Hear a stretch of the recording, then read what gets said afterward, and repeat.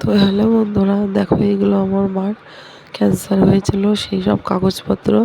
আজকে প্রায় 12 বছর ধরে বাসকে পড়ে আছে সেই থেকে। তা তোমাদের সাথে একটু শেয়ার করলাম। তো দেখো, এগুলো সব রিপোর্ট, প্রচুর কাগজপত্র। যারা কলকাতায় যে কোনো রোগের জন্য বা অসুস্থ মানুষ সুস্থ হতে যায় তারা জানে যে কত রিপোর্ট করতে হয়। একমাত্র তারাই বুঝবে।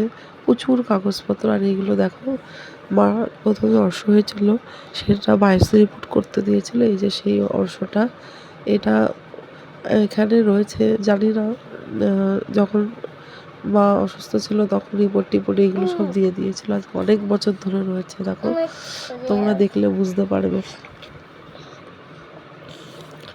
দেখো, সে মাংসটা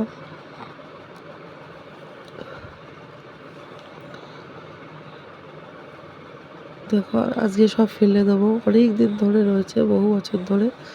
তা সব এক এক করে তুলছি, বাস্কটা পরিষ্কার করলাম, তাই সব বের করলাম। আরে দেখো, কাগজপত্র, প্রচুর কাগজপত্র, এত কাগজপত্র রিপোর্টার সে কি বলবো। এ দেখো,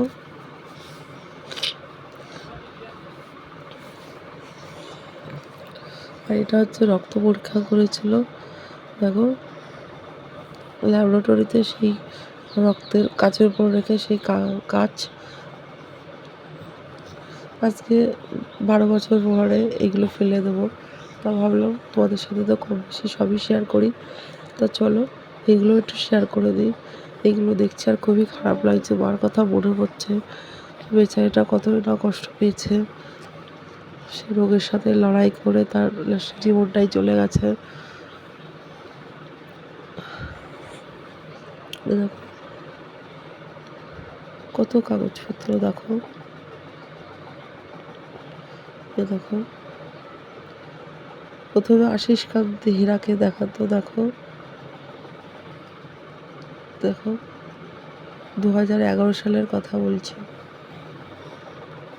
দেখো,